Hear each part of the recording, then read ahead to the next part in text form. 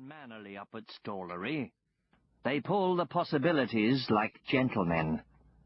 "How do you mean?" I said.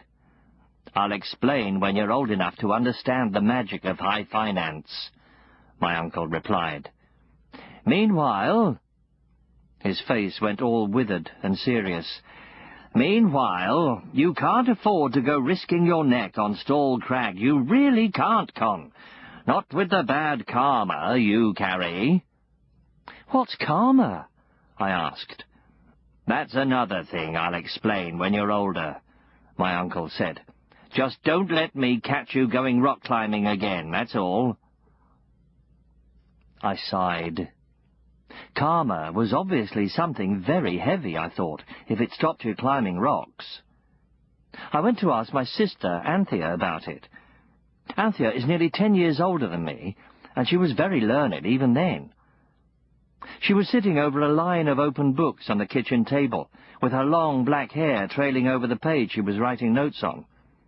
"Don't bother me now, Con," she said, without looking up. She's growing up just like Mum, I thought. But I need to know what karma is. "Karma?" Anthea looked up.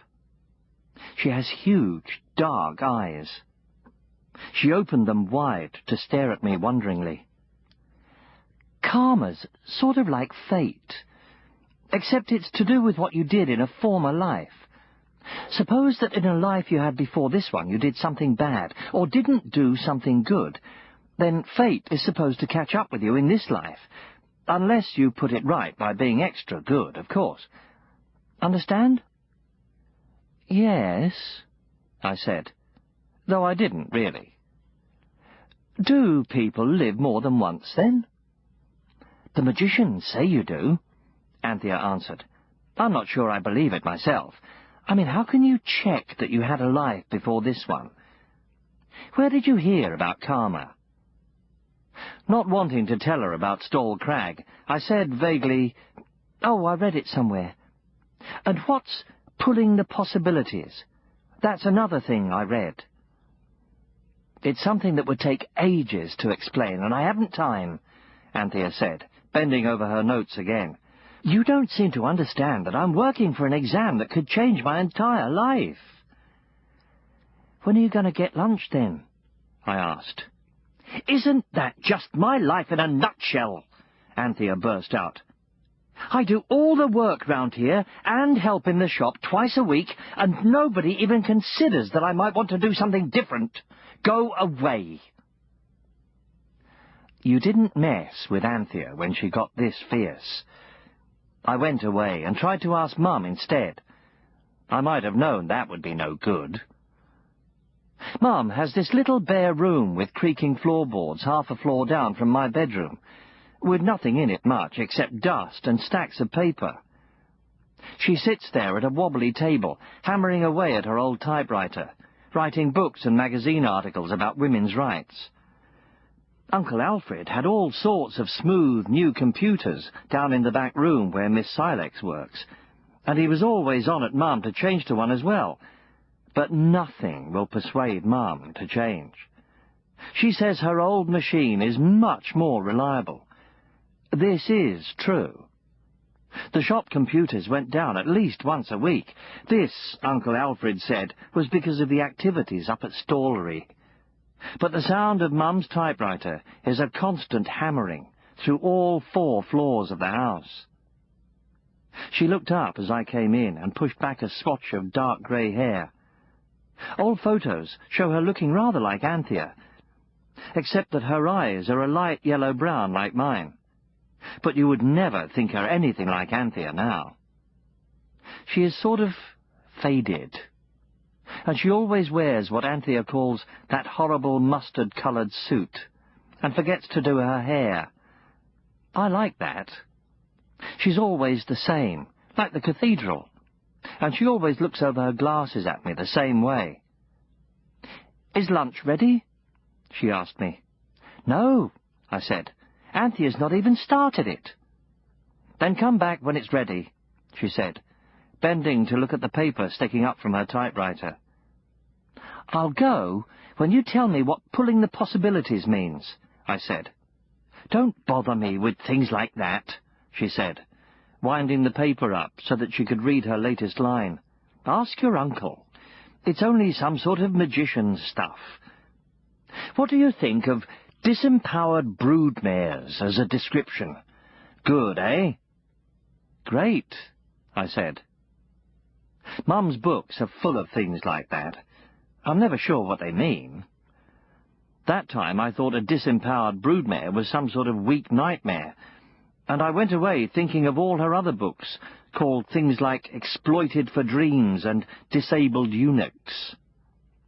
Uncle Alfred had a whole table of them down in the shop. One of my jobs was to dust them, but he almost never sold any, no matter how enticingly I piled them up. I did lots of jobs in the shop, unpacking books, arranging them, dusting them, and cleaning the floor on the days Mrs. Potts's nerves wouldn't let her come. Mrs. Potts's nerves were always bad on the days after she had tried to tidy Uncle Alfred's workroom. The shop and the whole house used to echo then with shouts of, "I told you just the floor, woman! You've ruined that experiment, and you're lucky not to be a goldfish. Touch it again and you'll be a goldfish." But Mrs. Potts, at least once a month, just could not resist stacking everything in neat piles and dusting the chalk marks off the workbench. Then Uncle Alfred would rush up the stairs shouting, and the next day Mrs. Potts's nerves kept her at home, and I would have to clean the shop floor. As a reward for this, I was allowed to read any books I wanted from the children's shelves. To be brutally frank with you, which is Uncle Alfred's favourite phrase, this reward meant nothing to me, until about the time I heard about karma and fate, and started wondering what pulling the possibilities meant. Up to then I preferred doing risky things, for I mostly wanted to go and see friends in the part of town where televisions worked. Reading was even harder work than cleaning the floor.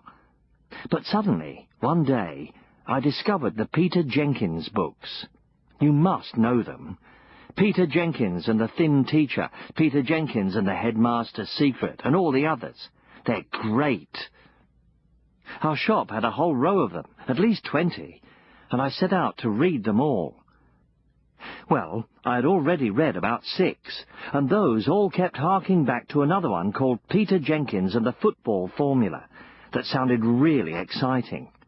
So that was the one I wanted to read next. I finished the floor as quickly as I could. Then, on my way to dust Mum's books, I stopped by the children's shelves and looked urgently along the row of shiny red and brown Peter Jenkins books for Peter Jenkins and the Football Formula. The trouble is, all those books look the same. I ran my finger along the row, thinking I'd find the book about 7th along. I knew I'd seen it there. But it wasn't. The one in about the right place was called Peter Jenkins and the Magic Golfer. I ran my finger right along to the end, and it still wasn't there, and the Headmaster's Secret didn't seem to be there either. Instead, there were 3 copies of one called Peter Jenkins and the Hidden Horror, which I'd never seen before. I took one of those out and flipped through it, and it was almost the same as the Headmaster's Secret, but not quite. Vampire bats instead of a zombie in the cupboard, things like that. And I put it back, feeling puzzled and really frustrated. In the end, I took one at random before I went on to dust Mum's books. And Mum's books were different, just slightly, too. They looked the same, with Franconia Grant in big yellow letters on them, but some of the titles were different. The fat one that used to be called Women in Crisis was still fat, but it was now called The Case for Females, and the thin, floppy one was called Mother Wit instead of Do We Use Intuition, like I remembered. Just then I heard Uncle Alfred galloping downstairs, whistling on his way to open the shop. "Hey, Uncle Alfred," I called out, "have you sold all the Peter Jenkins and the Football Formulas?" "I don't think so," he said, rushing into the shop with his worried look. He hurried along to the children's shelves, muttering about having to reorder as he changed his glasses over.